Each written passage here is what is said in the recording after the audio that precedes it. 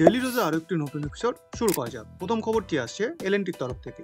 Mumbai metropolitan অঞ্চলের অন্যতম প্রধান রিয়েল এস্টেট ডিল হিসেবে বিবেচিত এলএনটি পারেল প্রকল্পগুলি থানের পাঁচপাখাড়িতে 31.25 লক্ষ বর্গফুট পরিমাপের একটি প্লট তৈরি করতে সম্মত হয়েছে। এলএনটি প্লট বিকাশের জন্য জগদালে ইনফ্রাস্ট্রাকচারের সাথে একটি চুক্তি করেছে। মোট রেরা এলাকা 31.25 লক্ষ বর্গফুট এবং মোট পুনর্বাসন এলাকা হল 12.7 লক্ষ বর্গফুট। ডেভেলপাররা যৌথভাবে প্রকল্পের জমি উন্নয়ন করবে, যার ন্যূনতম উন্নয়ন সম্ভাবনা রয়েছে 31.25 লক্ষ বর্গফুট এলাকা।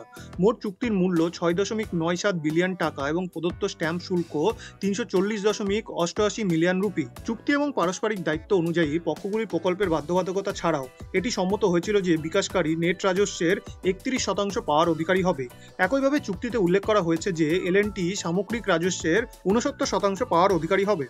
পরবর্তী খবরটি আসছে চেন্নাই মেট্রোর তরফ থেকে। চেন্নাই শহরে মেট্রো রেলের আসন্ন ফেজ 2 প্রকল্পের জন্য ওএমআর এর একটি অংশের কাজ, যা বহু মাস ধরে স্থগিত ছিল, অবশেষে আবার শুরু হতে চলেছে। 618.43 বিলিয়ন টাকার ফেজ 2 প্রকল্পের অংশ হিসেবে 3টি করিডর মাধবরম থেকে শিবকোট, লাইট হাউস থেকে পুনামাল্লি এবং মাধবরম থেকে সলিগান্নালুর নির্মাণের বিভিন্ন পর্যায়ে রয়েছে। 3টি করিডর শুধুমাত্র শহরের উত্তর অংশকে কভার করেনি, বরং তারামানি থেকে শিবকোট পর্যন্ত ওএমআর এর একটি উল্লেখযোগ্য অংশের মধ্যে দিয়ে চলে গেছে। যদিও সলিগান্নালুর এবং শিবকোটের মধ্যে কিছু সময় আগে কাজ শুরু হয়েছিল, এটি পরে থেমে যায় কারণ এটি কন্ট্রাক্টরের চুক্তির বিভিন্ন কারণে বন্ধ হয়ে গিয়েছিল। চেন্নাই মেট্রো রেলের আধিকারিকরা ইঙ্গিত দিয়েছেন যে এই প্রসারিত অংশে কাজ চালানোর জন্য নিযুক্ত নতুন কন্ট্রাক্ট পাইলিং কাজ শুরু করার কয়েকদিন আগে একটি ছোট অনুষ্ঠানের আয়োজন করেছিল এবং শীঘ্রই পূর্ণাঙ্গ নির্মাণ শুরু হবে।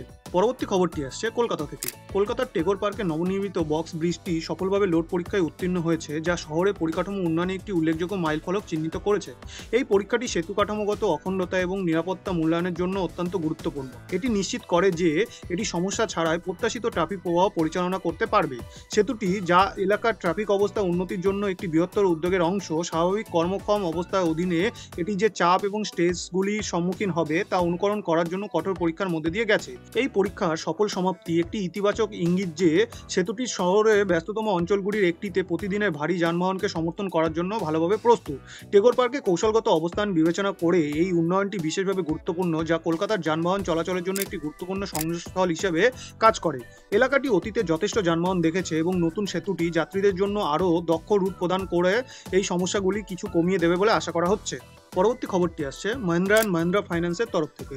Mahindra and Mahindra financial services limited customised বীমা পরিকল্পনা অফার করার জন্য insurance regulatory and development authority of India licence পেয়েছে। এই অনুমোদন মহিন্দ্রা ফাইন্যান্সকে তার গ্রাহকদের নির্দিষ্ট চাহিদা মেটানোর জন্য তৈরি করা বিভিন্ন ধরনের বীমা পণ্য সরবরাহ করে তার আর্থিক পরিষেবার পোর্টফোলিও প্রসারিত করার অনুমতি দেবে। এই নতুন IRDAI লাইসেন্সের মাধ্যমে মহিন্দ্রা ফাইন্যান্স এখন ব্যক্তি, ব্যবসা এবং কর্পোরেট সত্তা সহ বিস্তৃত ক্লায়েন্টের জন্য উপযুক্ত বীমা সমাধানগুলি বিকাশ এবং অফার করতে পারবে। বীমা খাতে কোম্পানি পদক্ষেপ ব্যাপক আর্থিক পরিষেবা প্রদান এবং গ্রাহকদের ক্রমবর্ধমান চাহিদাগুলিকে সমর্থন করার কৌশলের সাথে সারিবদ্ধ। এই উন্নয়ন মহিন্দ্রা ফাইন্যান্সকে তার বিস্তৃত ডিস্ট্রিবিউশন নেটওয়ার্ক এবং গভীর বাজারের জ্ঞানকেও উদ্ভাবনী বীমা পণ্য প্রবর্তন করতে সক্ষম করবে।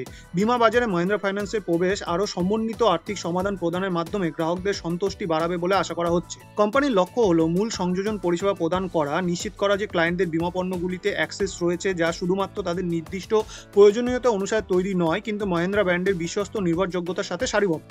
আজকে শেষ খবরটি আসছে সিঙ্গাপুরের তরফ থেকে।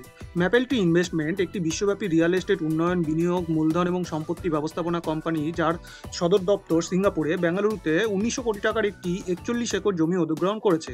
এই কৌশলগত ক্রয় সাম্প্রতিক সময়ে সবচেয়ে বড় ভূমি চুক্তিগুলির মধ্যে একটি, যা ভারতীয় রিয়েল এস্টেট বাজারে তার পদচিহ্ন প্রসারিত করার জন্য ম্যাপেলটি এর প্রতিশ্রুতি তুলে ধরে, যা তার দ্রুত বৃদ্ধি এবং উল্লেখযোগ্য সম্ভাবনার জন্য পরিচিত।